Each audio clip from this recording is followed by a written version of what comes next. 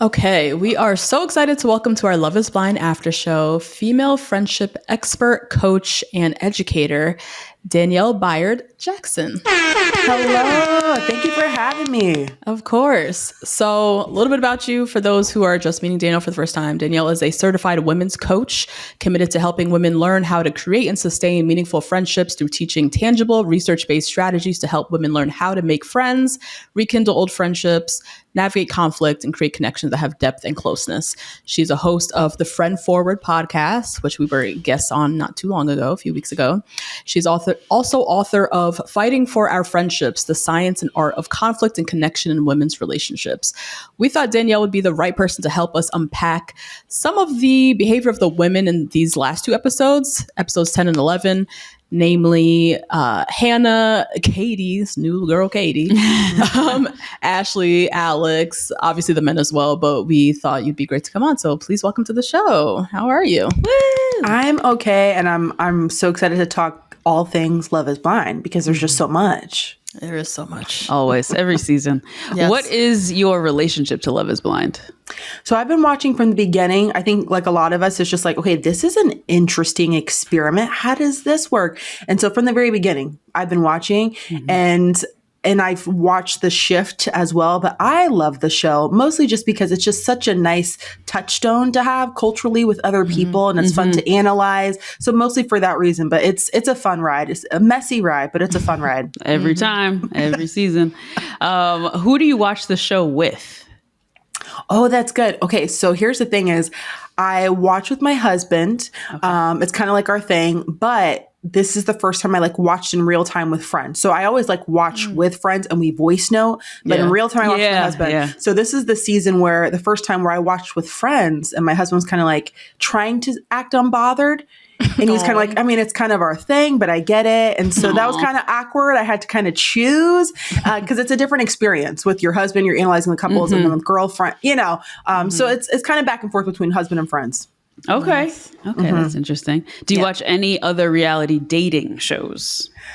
Oh gosh. Love is Blind is kind of my main one. I tried to get into The Bachelor when we had our first Black Bachelorette. And did that for a little bit. And Golden Bachelor I enjoy. But it's mostly been Love is Blind is my main dating show. Nice. Nice. You didn't watch Love Island US? I did not much. No, okay. I was in and out, but I wasn't following along like the other girlies.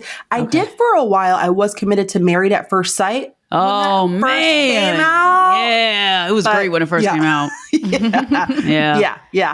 But that was it. Yeah. Nice. Okay, so we're going to dive right in because we have a lot we want to ask you. So Hannah, we'll start with Hannah and Nick. Hannah wants a certain kind of partner that she feels Nick isn't measuring up to, right? And she's now made it her MO to remind him every step of the way that he's inadequate and he doesn't deserve to be treated equally until he can somehow prove his worth to her. When you witness your friend trying to do the Captain Save-A-Ho with her man, right? How can you, because I feel like people can relate. Everybody's either been a Hannah or if they've seen a Hannah. How can you support your friend out of doing that kind of work that is not her job? That is so interesting. Okay, so I've noticed that when it comes time to talk to a friend about their partner, I've noticed that it's easier to get her to be more receptive if you focus on her and not the partner. So you would say, okay, you've told me that you want a guy who's blah, blah, blah, blah, blah. You've told me that you want this. You seem most yourself when you're in this dynamic. I don't see that here, right? Because otherwise we get too focused on the guy and our opinions of the guy. Yeah. And so I agree, watching Hannah, to me, it's too much. Borderline abusive. It's abusive, right?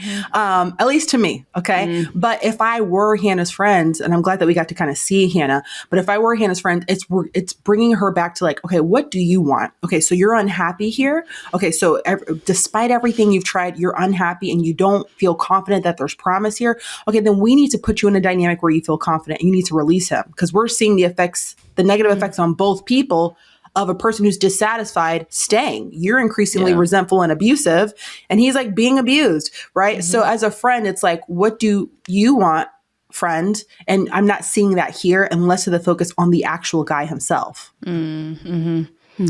Yeah, I think that's a good point. And we'll get to it when we see the scene with Hannah sitting with her friends. It is a lot of focus outward on Nick and no one kind of reminding her. Because that's always my thing is like, I feel like I'm watching her torture herself. And I want to like snap her out of it. Like, you don't have to do this. You don't actually have to stay here with him. You can go. But that's a good point. Like, bring it back to, girl, this is not what you want. You know? Hannah calls Katie her best friend in the whole wide world when they get to the bar, which was perfectly orchestrated for the scene with them in the kitchen later. The same bestie called Nick hot to her several times and sat and had a 40-minute convo with her fiance right in front of her that she could not hear. From what we saw, their conversation was relatively harmless, but Hannah doesn't know that.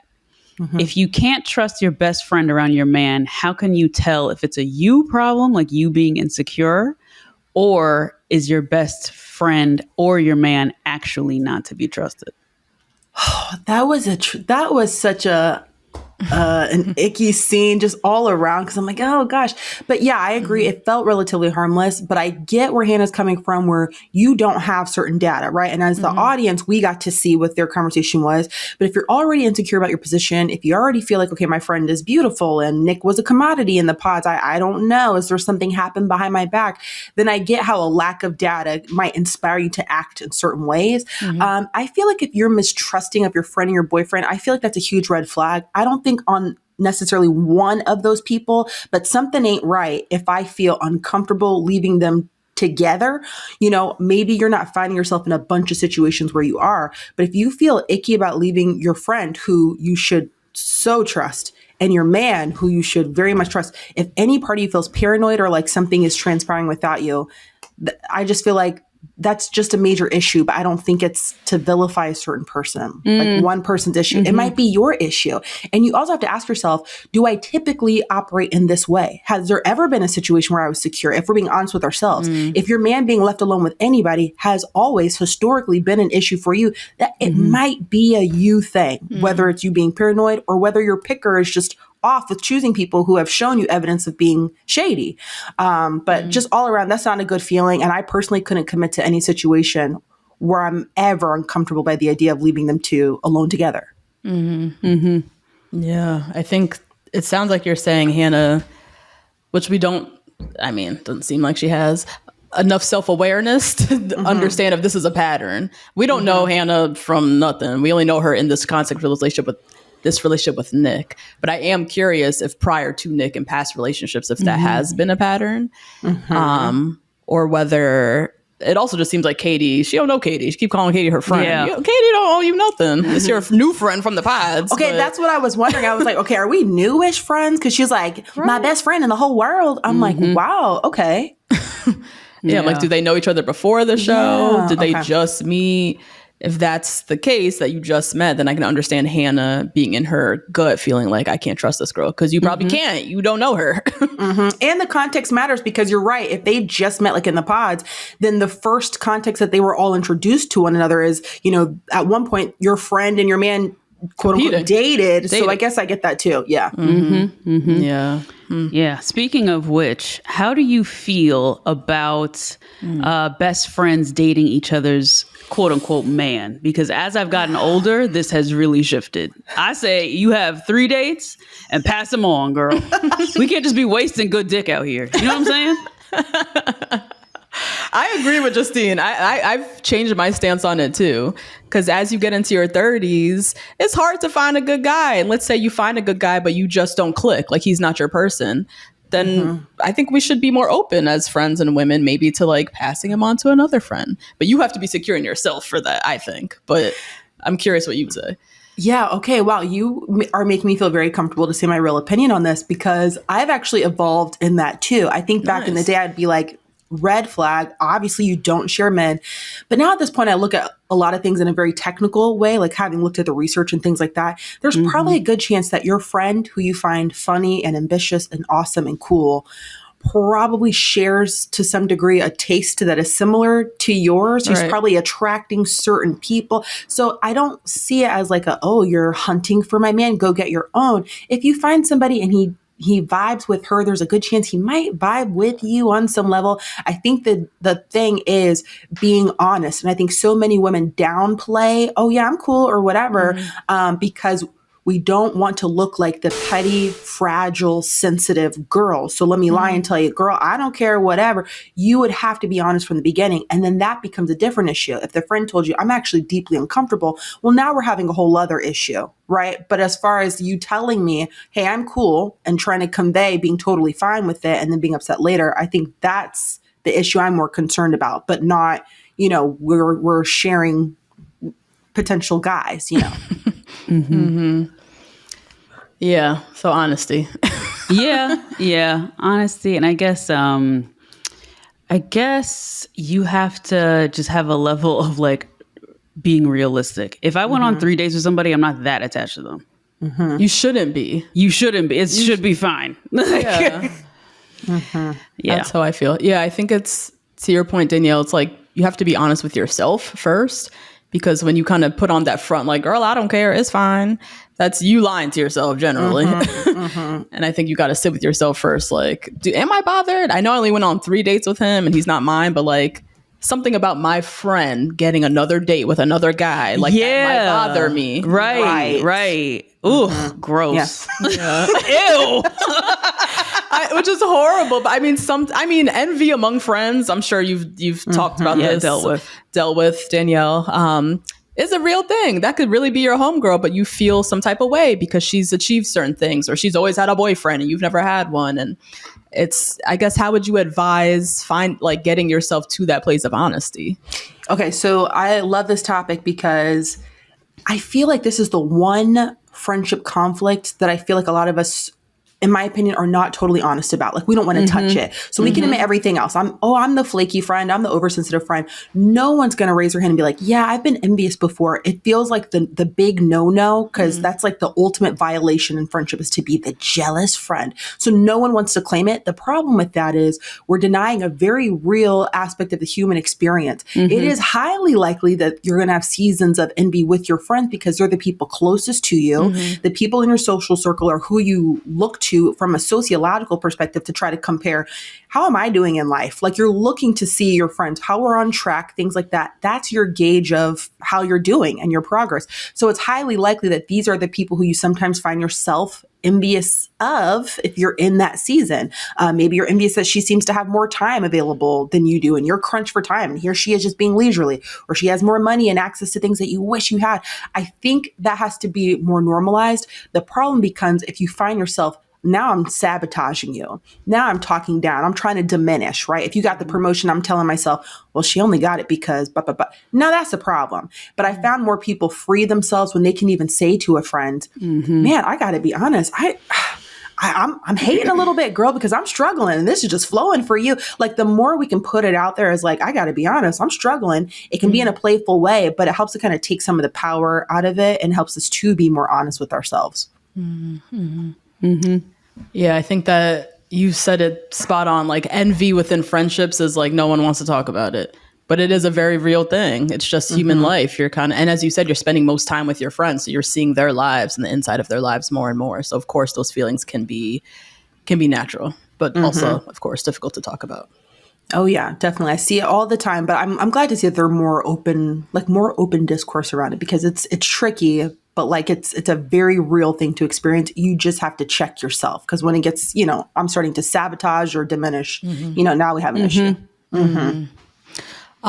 So more on Hannah and her friends. We meet some of her friends, right? Hannah self-describes as direct. She calls it being direct. The internet has been calling her a bitch. They've been calling her mean. There's been a lot of other epithets. Bringing her out. Oh my God. Oh, this poor girl. Oh my God. A lot of other epithets for what her and her friends have coined direct. She's just direct. During that meetup with Hannah, Nick and the friends, one could maybe suspect that Hannah's friends could empathize with Nick the same way that Hannah's brother empathized with Nick and was like, yeah, girl, I mean, she's mean. She's been mean to me my whole life. But in that scene, her friends chose to be Team Hannah all the way through and through. They doubled down on their criticism of Nick. They weren't speaking to her about her directness at all. How can you show friendship to someone like a Hannah, who you already know can't take criticism. You know, if you bring her up, she's direct, a girl you mean, she's going to be defensive and she can't take critical feedback. How do you be a friend to somebody who's like this? It is very difficult to be in relationship with people who cannot take feedback. It's difficult. And I feel like people who are unable to do that, I do get concerned about the quality of the friendships they have, because I really like that her family seemed to have been checking her a little bit, or how her mom and dad were like, girl, you need to settle down. Like, I appreciate that. And sometimes family can give us that, and good friends can give us that too. They don't care if you're going to take, be sensitive, or I'm going to let you know you're doing too much. But some friends, I think it's interesting because we all opt into friendships for different reasons. And I suspect that people who stay with friends who you can't tell them about themselves, they're getting something else from the friendship. It feels very people pleaser to me. Even for those of us who consider ourselves strong. I mean, if I'm in a relationship with somebody and there's no safety to say, actually, you were being a little harsh there, it just concerns me about the depth of that kind of friendship where I'm unable to say that to you, because it's hard to be friends with people who are just so knee-jerk sensitive to that. And that whole thing of like, well, I'm just direct. I have such an issue with that, because that is not an excuse to just, I'm going to be unkind because I'm being real. And being real means being unkind, and you can take it or leave it, right? I think it's just such a cop-out to not doing the work of, I have to polish things I say. I have to filter like an adult what's appropriate to say or not, or what's going to cut somebody down or not. It's just a cop-out of being a kind, somewhat polished person. You're trying to like absolve yourself from the responsibility of having to do that. And it's too much. So I was kind of surprised too, to see her friends were kind of like, he needs to step up, and didn't check her like her family did. Was like disappointing for me. Did you think that was a result of what our first question was, which was they had a conversation with Hannah where she was being Captain Save-A-Ho? She explained all the things about Nick that were getting on her nerves. And then they went to that lunch and questioned him. That's a great point, because something I do know is, especially depending on how close we are in friendships, you know your friend because you only kind of have that one perspective. So when she's filling you in on like, he did this on the day, what? So by the time I meet you, I'm already ready. So that's a great point, that it could have been some of that. But I would also hope that you know your friend well enough that even if she's telling you, and then he did that you can also say, now that's crazy. That's trifling. Now, hold on though. Did you come for him though? Because you have a tendency to do that. So I don't know if they gave any push on that, but that's a great point about how she probably already shaped the narrative and got them prepped. So there was nothing he could have said or done to redeem himself with them. I think he could have. But he's pretty strong in his like, well, this is the best I got. Yeah. He's pretty firm in that. They're like, this is what he's offering, and this is it. And anything you're asking me to do is too much. Yeah. For me. Despite the fact that I'm 28. I'm young as hell. I've never signed a lease on an apartment, but this is too much for me. I can't handle it. I know. Or boiled water. I know. Oh my God, Danielle, don't even get me started on the boiling the water. Oh my God. Oh God. Ooh-wee. How do you, or what are your thoughts around boundaries with friends and spouses? Like, do you think Hannah's friend's level of questioning was even fair? Take out like Love is Blind experiment, whatever. This is your friend's man and you're the friends. Do you have the right to like question, go at him like that? Because part of me feels like you shouldn't even have that relationship with your friend's spouse. That's wild. Yeah, that's interesting, because a lot of that I think falls on the friend herself, because they're doing what you allow them to do. And I'm sorry, but a part of me feels like she delights in it. So it's kind of like, go ahead, get him. Even with her family, she was like, all right, y'all gonna grill him now? Go ahead and grill him. Like they were like, okay, well, hold on. So there's a part of her that almost delights in the exchange of like, get him, because I am so unsatisfied with him. It feels good for you to come at him too. So I wonder how much of it was that, because you're right. I could see for other relationships, that friend or any woman being like, okay, now, taper off a little bit, be respectful. But I don't think I don't think that's her objective, is to protect him. It's to like join forces with other people to degrade him. Yeah. Do you think, because your friends, you do want your friends' opinions, right? On your new man or whatever. We saw Hannah kind of just like open, y'all have them, say whatever you need to say. How do you do that? How do you get your friends' opinions in a way that isn't leaving your spouse completely unprotected, I guess? Does that make sense? Yeah. One, I think you have to like the person you're dating because it feels like natural to want to protect them when you like them. It feels like it just goes together. So I'm naturally going to prep you beforehand of the purpose of this meeting and how I feel about this person, because those things help to shape the direction of like, what are we doing here? Right. But if I've prepped you with like, he's awful, he can't even do this and he can't even step up, then I'm already like fueling, let's go get him. That's the tone of meeting together. But if it's, hey, I want you guys to meet him because I really like him, but I want to get your opinion. That's important to me too.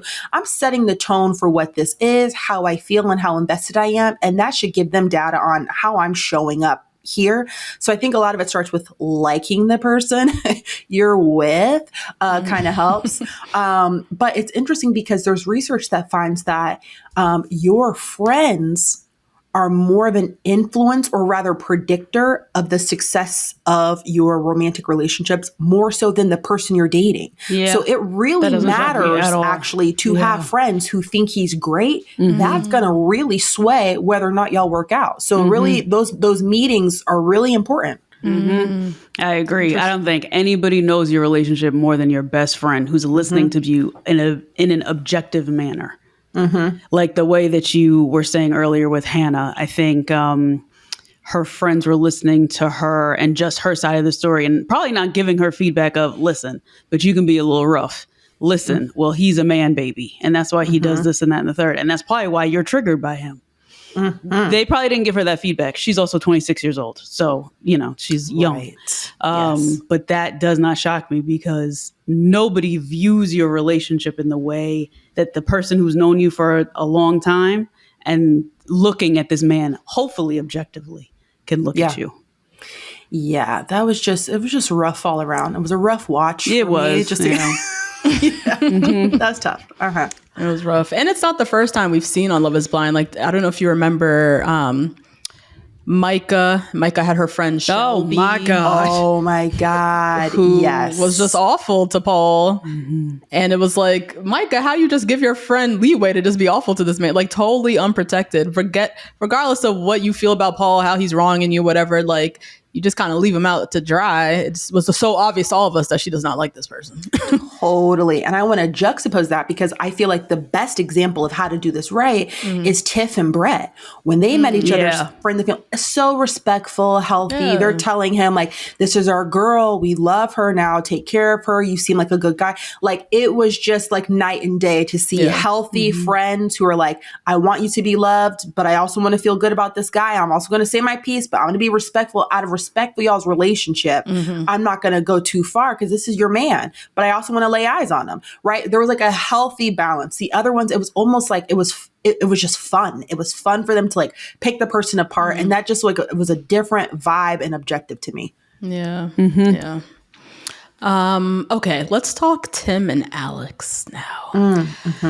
So Tim and Alex don't seem to have a basic level of like for each other. Tim, when we meet Tim's parents, Tim's own mom had to remind him, like, perfection doesn't exist. Don't forget that. Alex, the whole thing, she's taking a nap when the cameras went down. They both have their red flags. They're both, not perfect. Everyone always says, you got to marry your best friend. But then when you look at Tim and Alex, you don't even seem to see people who like each other, better yet, have any basis of friendship.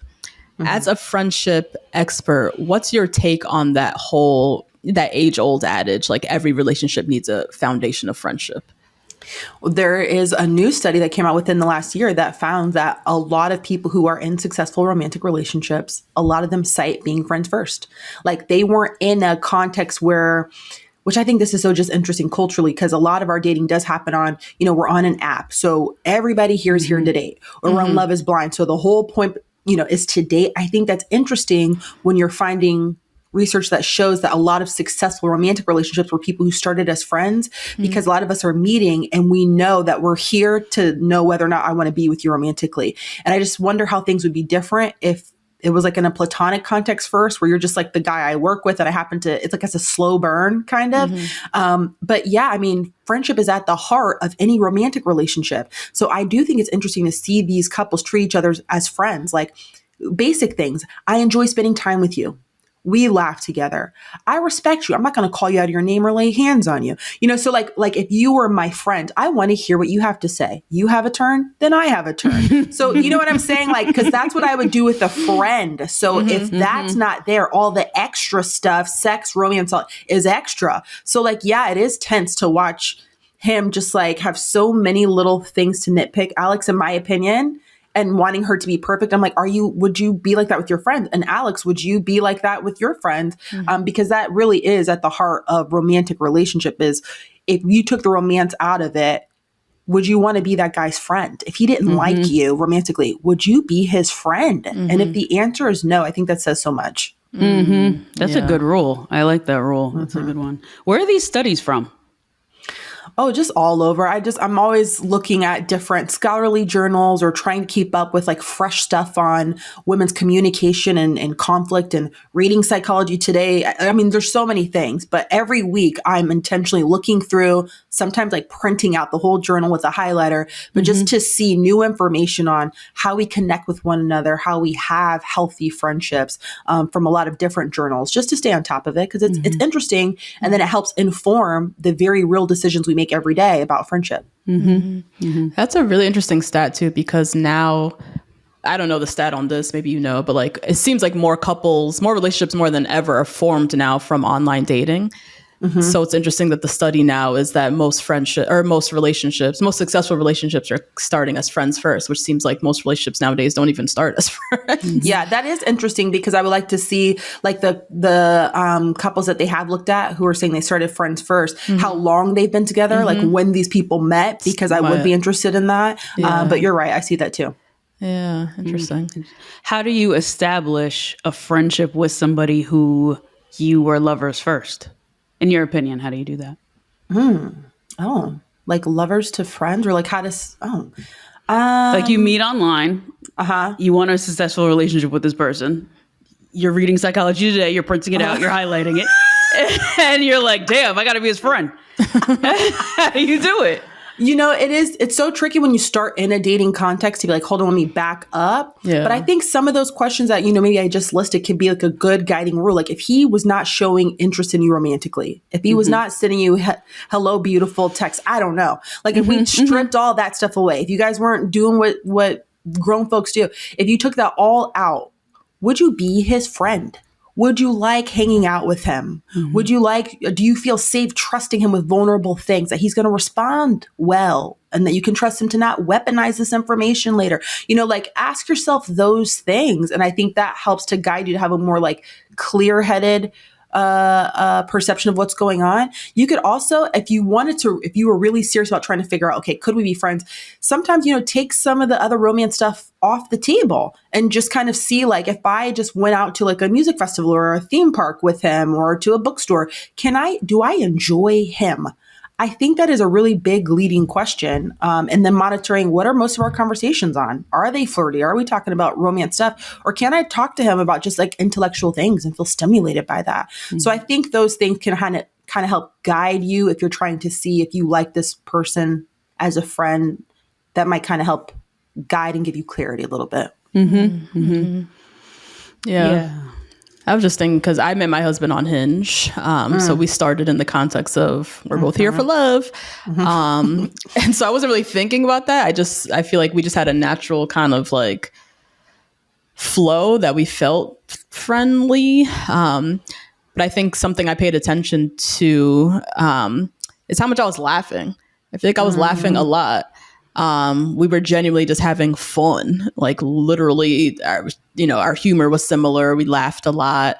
Not saying that's the marker of friendship, but that I think is a huge marker of friendship is how often are you laughing with this person? Yeah, I was going to say something very similar. I think creating inside jokes with your partner is really important because then you kind of have a secret, almost like little language with them. And it makes it not exactly like fun and flirty, but it's almost like a level of trust you have now because you have an inside joke together. And that could be you do like a first together, right? I know Tyler and Ashley, God forbid, but Tyler and Ashley went skydiving together, right? And I think even her having that goal of skydiving with her husband is actually something that establishes a level of friendship and trust. That's what she was attempting to do, I thought, with that activity. Yeah, I thought that was interesting too. With if all those other details weren't there about him, but that gesture of like, I want to do this first thing with you. I want to have this memory with you.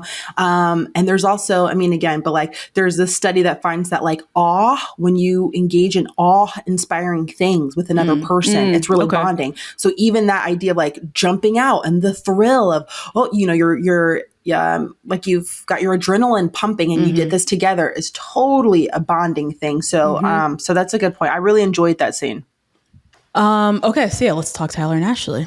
Now, Danielle, are you up on all the tea that's been out now on Tyler? Okay. Yes. So you're aware that these sperm donor babies are actually kids that he has like Christmas photos with. And Right. Okay, so we're there. Yeah. So we want to talk a little bit about male friendships, which I'm sure comes up in some of this, you're focused on female friendships, but obviously you look at male, I'm sure. But yeah, we're curious about male friendships and this kind of, for lack of a better term, lack of accountability among men. So we see in this episode, Tyler brought his boys, right, to the tux fitting. And we have to assume that these men know that Tyler fully has 3 kids, right?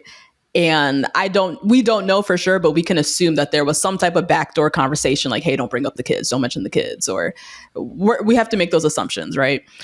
What goes on or doesn't go on in male friendships different than in female friendships where a lack of accountability among men feels almost cultural? That is such an interesting question because I was so stumped on that scene. I was like, unless these are paid actors, there is no effing way. How you show up for your friend like this? Like, he is lying. That's crazy to me. That's crazy. Yeah. Like, I can't imagine the conversation like, don't bring up my children is just like so weird. Yeah. So weird. And you still chose to put a mic pack on and show up there as his friend in this scene. Right. Like, that's crazy. They were like, got it. Deny your children. Yeah. Yeah. So here's my theory. Here's my theory on that is there's research that finds that women tend to integrate their friends into their lives to the degree of a sibling. Men to the degree of a cousin. And this is interesting because I think it shows up in what you're saying here about accountability. This is totally anecdotal, but I've seen like my husband hang out with people who I know like their beliefs are so wildly different, or a guy who I'm like, he's trifling. Like how can you go and grab a beer with him? I feel like you'd be hard pressed to see women do that. I know that she voted totally differently than I did. She has these certain behaviors, but I can separate, whatever. And I'm wondering if it's because of that. Like we integrate each other into our lives so deeply, it's going to be hard for me to separate accountability, being up in your business, giving you my opinion, because that's what we do. Like we're in each other's lives so deeply. And I wonder if the reason that men tend to be less close platonically, according to all the research, I wonder if it allows them to do more of that separation of like, you know what, whatever, that's his business, his life, he's still my boy. And I just wonder how those two things might go together. Yeah, that's interesting. And you say women integrate like siblings, men like cousins. And I mean, every family's different because I'm super close to my cousins, so it'd be different. But I think just that level of like closeness. Yeah. But yeah, that has always been very fascinating for me. Like growing up, I have an older brother. Like I closely watch my husband and his friends, and just like this separation of we have totally different values, but that's my boy. Like, right. Yeah. Or like stories of like, oh yeah, he stabbed me in a fight in college, but that's my best man. And we're not going to journey past that. You know what I mean? Like we're not going to be able to get past that. So it just, the whole thing is just very interesting to me. I even saw something on this is like, again, within the last year on Pew Research, they looked at the different conversations we tend to have with our closest friends, men and women. And for women, the things that we're talking about more often than men in our close relationships are things like work, family, mental health, physical health. All these things center the self, right? But for men, they're more likely talking about, current events, sports, things where you can remove the self. So even then, I mean, that's why it's a running joke of like, you ask your, boyfriend or whatever and say like, oh, you hung out with Thomas all day. What's up with his girlfriend? Did they have the baby yet? And he's like, I don't know. You don't know nothing. And it's like, how did you do 6 hours and you don't know that information? I think all those things underscore that distance that they have, that separation. And so therefore the accountability where you're easier, more likely to say like, well, that's not my business. He's doing his thing. That's not my life. And we just, it's hard for us to operate that way. Yeah. One of my favorite versions of this same conversation that we're having is how they wrote friendships in Insecure. Oh my God. Jay Ellis's character and the character of Chad were best friends. And that nigga was trifling. Horrible. And Issa was always like, why are you friends with him? He's like, I've been friends since he was 8. I don't know. Yes. We just grew up together. I don't know. Like, he was cheating on his wife. We never saw the wife. Like, it was the whole thing. And Issa and, oh my God, I can't even remember. Oh, Issa and Molly, they fought like sisters. Right. Chad and Lawrence almost never fought. Right. And he stayed at that nigga's house. Like, they stayed at each other's houses when they got kicked out of each other's spouses' houses. Like, they were, in effect, what we would call very, very close. Yeah. But there was zero accountability for either of them. Chad would poke at Lawrence a lot. But he would never actually hold him accountable for what he did. And I thought that was such brilliant writing on their part, because that's exactly what we think of male friendships. That's how we see it. Yeah. That's a great example. I forgot about that. That's a great example. Yeah. And then I just look at Tyler in this season. I'm like, is this how we get someone like Tyler coming on TV? Like, no one in his life, his closest boys didn't be like, bro, what are we doing? You want me to deny your kids?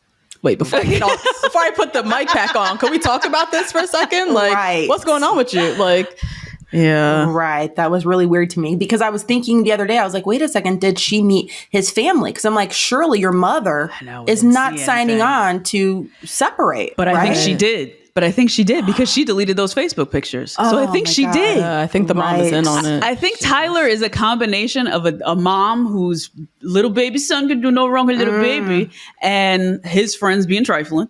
Yeah. Because he's trifling. So you got trifling friends. Yeah.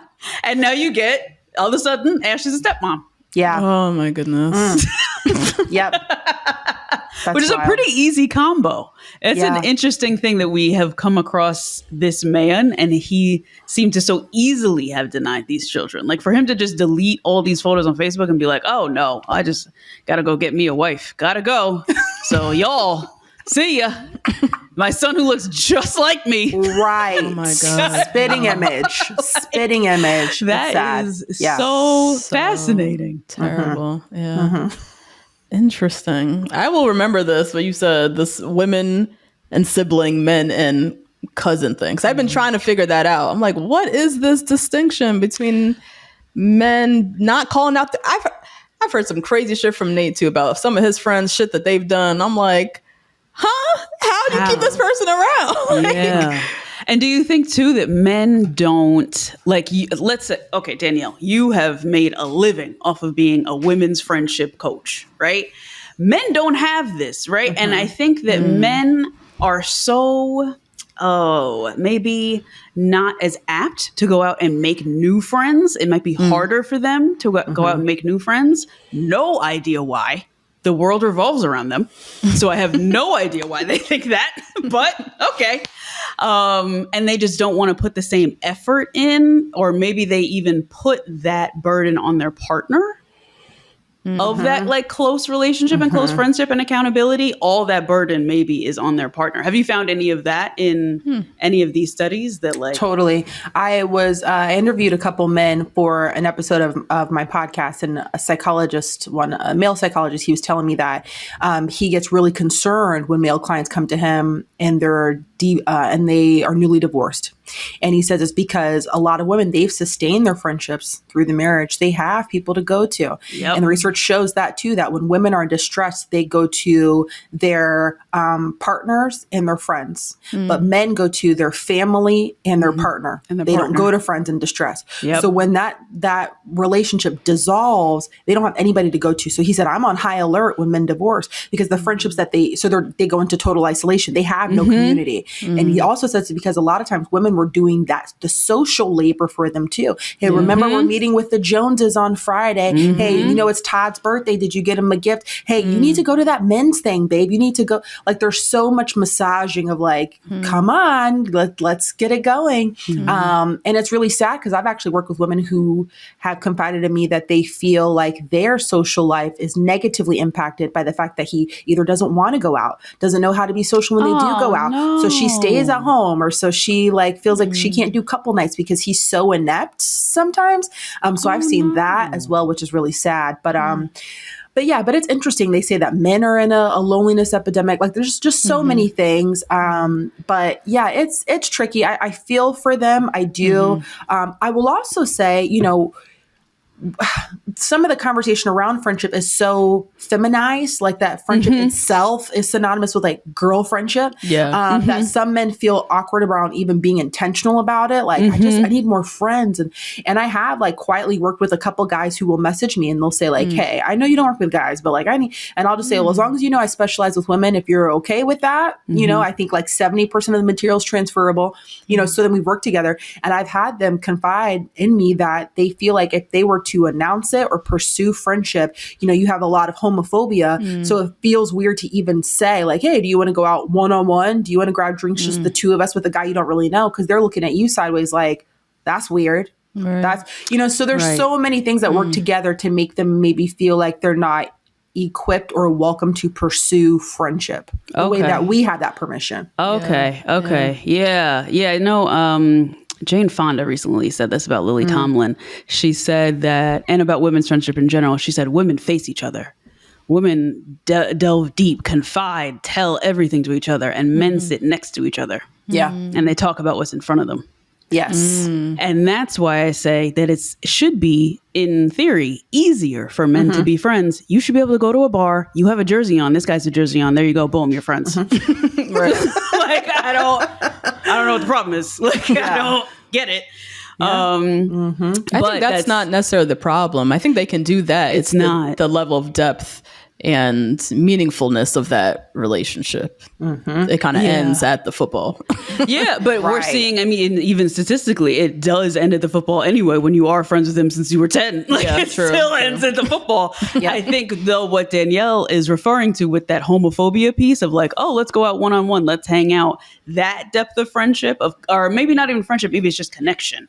That I'm talking about, of just that one-on-one time, is fascinating. Do you think too, Danielle, I'm going totally off track for Love is Blind, but I have to ask this question.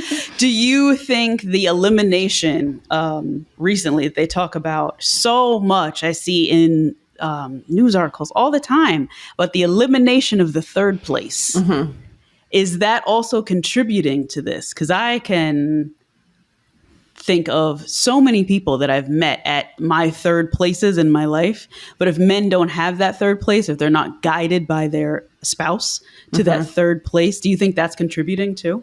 Can you explain 100%. what the third place is? Oh, the third place. Sorry. Yeah. Okay. Yeah. For anybody who's listening who doesn't know what it is, you have your home. That's anybody who lives in your home, whether it's you in a plant or it's you and your family. And then you have work. And those are the people that you interact with at work. And then you have what's called the third place. A lot of people for the third place, up until recently, it was a religious community.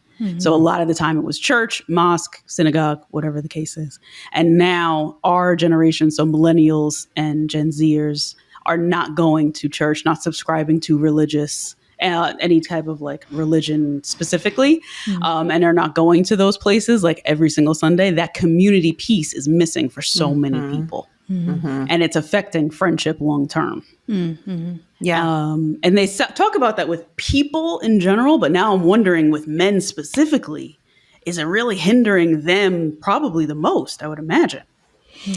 I think that's really interesting. I think there's definitely been like a collapse or even like a flattening of that, because I would argue that there's just one place now, because from my home, I can work, go to school, Yep. right? To talk to my friends on FaceTime, but the third place that used to be, the library where you're hanging out after school and like and it's also like, and this is a whole other piece, but like intergenerationally, like that's like, where else are you where you're talking to somebody who's 60 and they're really cool? Like we're just not, but those spaces used to offer that, the mall, the movies, whatever. But when everything has been so streamlined so that I can get it at home because it's a convenience, we have to look at the cost of modern conveniences. So I don't have to go to the grocery store. Like we can DoorDash it and we can get the book on our Kindle. We can watch the movie on Netflix. I don't have to go to the theater. Like there's so much we can do in home, like have your crafts delivered via Etsy and your pottery kit at home. I can do it at home. So there's just so much that keeps us away from those places.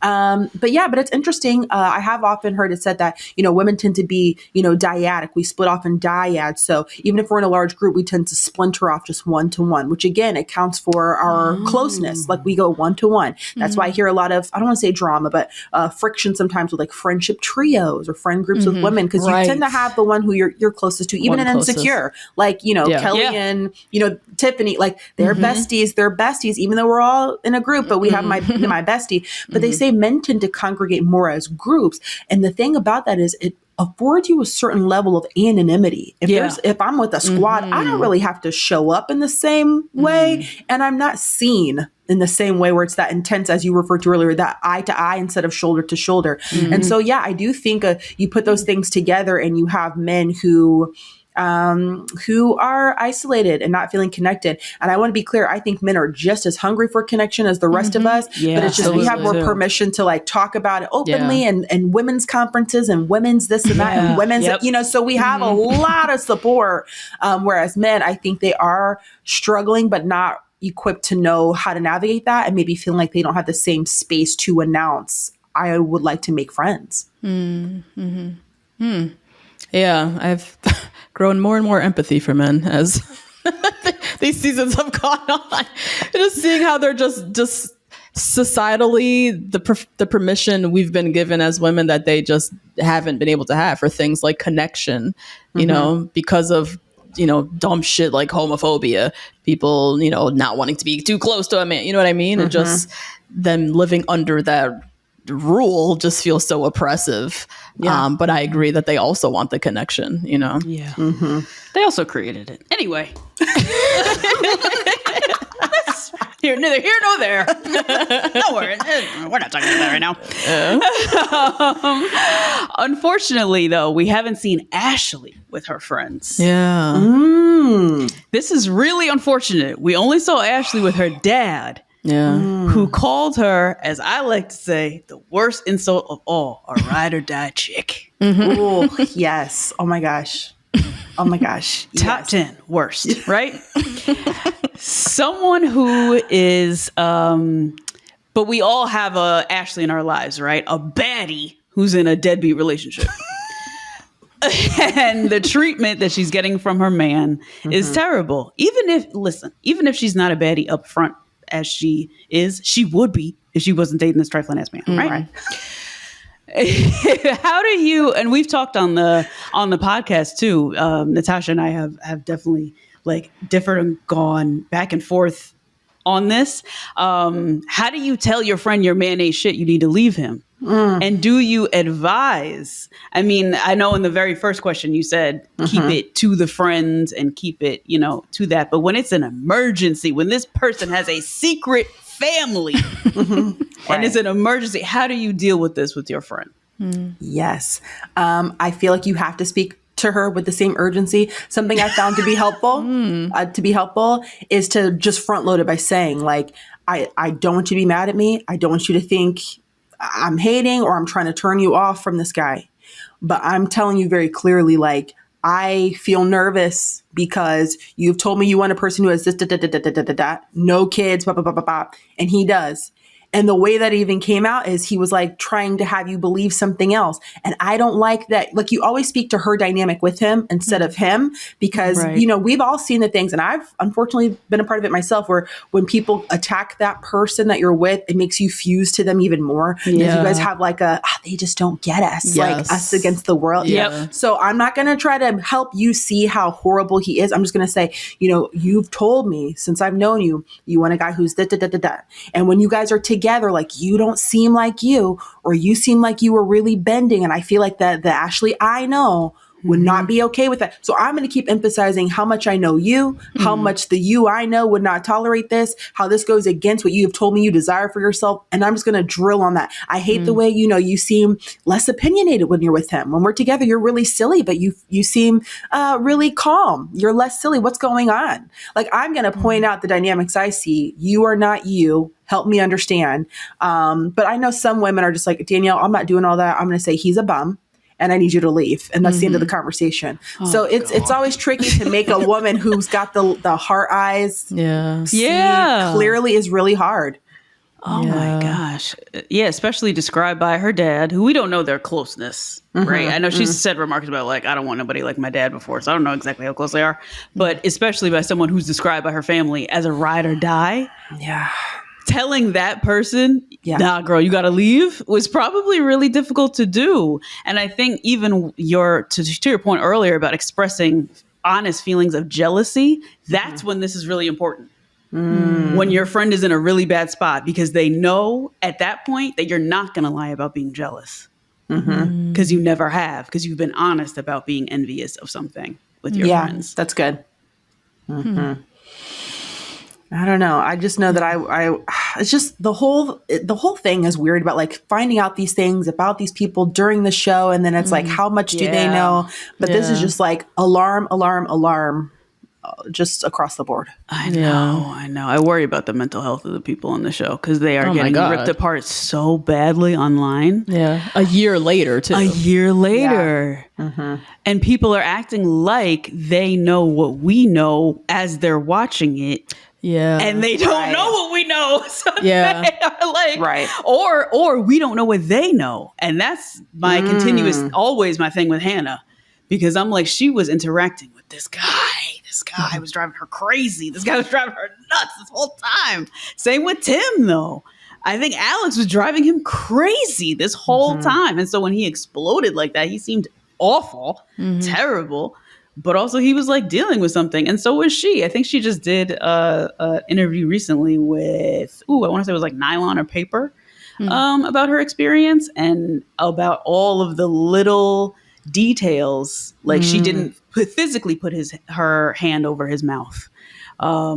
She just like motioned it. So it's really like their word against the cameras and what we saw. And for them to have all this international backlash, I worry about these contestants and their mental health.